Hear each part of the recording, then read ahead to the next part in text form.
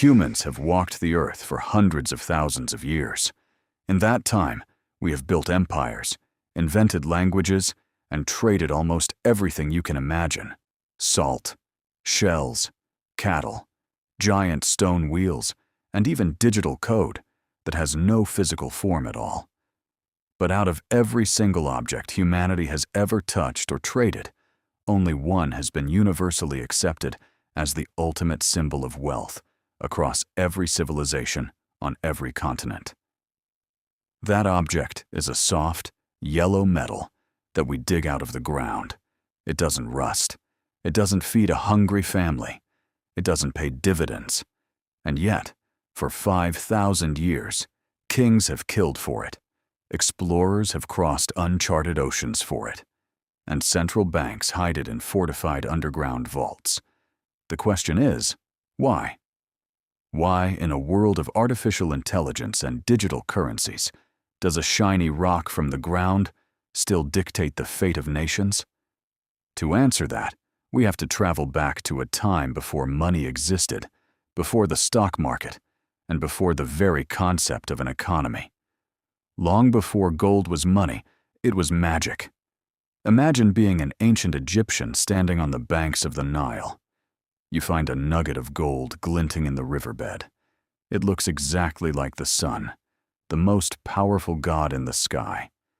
It doesn't tarnish in water. It doesn't shatter when you strike it. It feels heavy, dense, and eternal. The pharaohs didn't just wear gold for fashion. They believed it was the flesh of the gods. They buried their dead covered in it, not because they wanted to show off, but because they thought it would grant them immortality. This was the first seed of gold's psychological power. It wasn't just a metal, it was a statement. It was a connection to something divine and permanent. And that idea never really went away. But spiritual beliefs alone don't make something a financial asset. To become a true store of value, you need a combination of physical properties that are almost impossible to find in nature. And this is where gold becomes a scientific miracle. Think about the problem our ancestors faced. If you want to store your labor in an object, you need something that doesn't die, rot, or rust. That eliminates food, wood, and iron. You need something rare enough that finding it is difficult, but not so rare that it's impossible to collect. You need it to be easy to divide and shape, but impossible to counterfeit or create from nothing. Gold checks every single box. It is virtually indestructible. Almost every piece of gold ever mined in human history still exists today. It's sitting in a vault, or a ring on your finger, or at the bottom of the ocean, unchanged. It's incredibly dense, so a small bar holds a fortune. You can melt it down into tiny coins or massive bricks, and it's instantly recognizable. You don't need a laboratory to know it's gold. The weight, the color, and the cold, satisfying clink when you drop it are impossible to fake with any cheap material. It was the original trustless asset, long before blockchain ever existed. For centuries, however, gold was just a beautiful object used by the elite.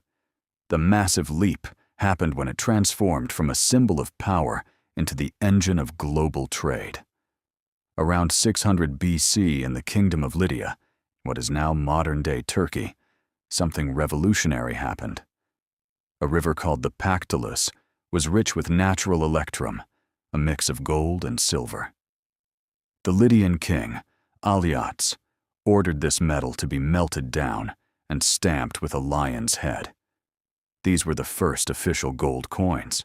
For the first time, you didn't have to weigh a chunk of metal and haggle about its purity. The stamp guaranteed the value. This invention solved the double coincidence of wants problem that had plagued humanity for millennia. Trade exploded.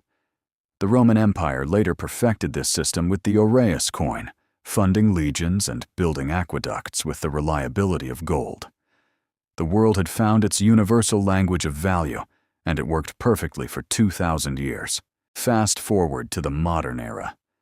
You might look at the cash in your pocket and think we moved on. But look closer, and you'll see the ghosts of gold everywhere. In 1944, as World War II ended, 44 nations met in Bretton Woods, New Hampshire. Trust between nations was shattered. To rebuild trade, they needed a stable base. They pegged all major currencies to the US dollar and the dollar to gold. Gold wasn't just an asset. It was the gravity holding the financial universe together. But holding the universe together with a finite metal is hard. The global economy grew faster than minds could produce, and the system cracked. In 1971, President Nixon ended the dollar's convertibility into gold, ending Bretton Woods.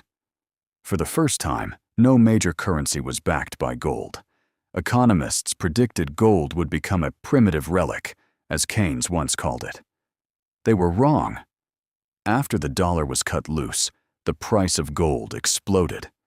Not despite losing its monetary role, but because of the uncertainty. We needed this relic more than ever. This is why central banks in London, New York, and Beijing still lock away thousands of tons of gold. They aren't hoarding a tradition. They are hedging against human error.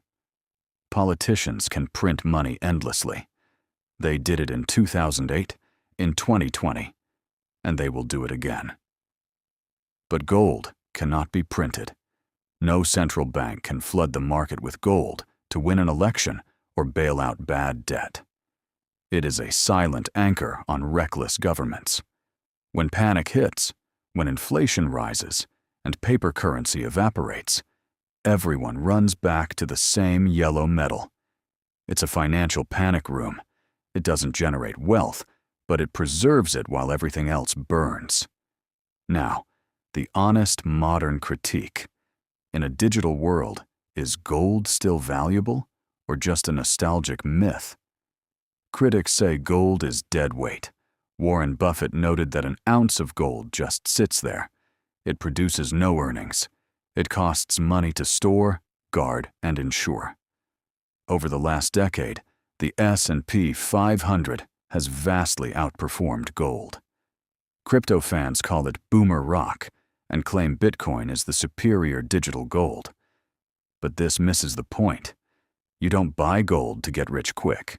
You buy gold to stay rich.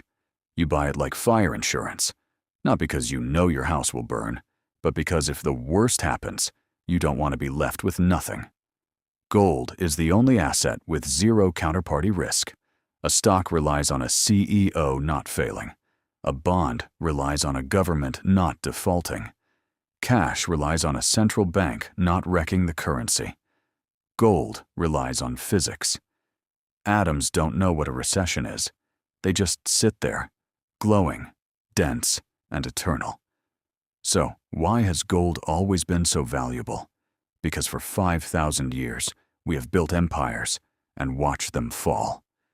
We have printed paper into worthlessness. We have built digital empires and feared the grid failing. But through it all, this piece of the cosmos has sat on the ocean floor, in dark vaults, and in our palms. The only witness to our chaos that never judges, never decays, and never lies. And as long as the future stays uncertain, that will never change.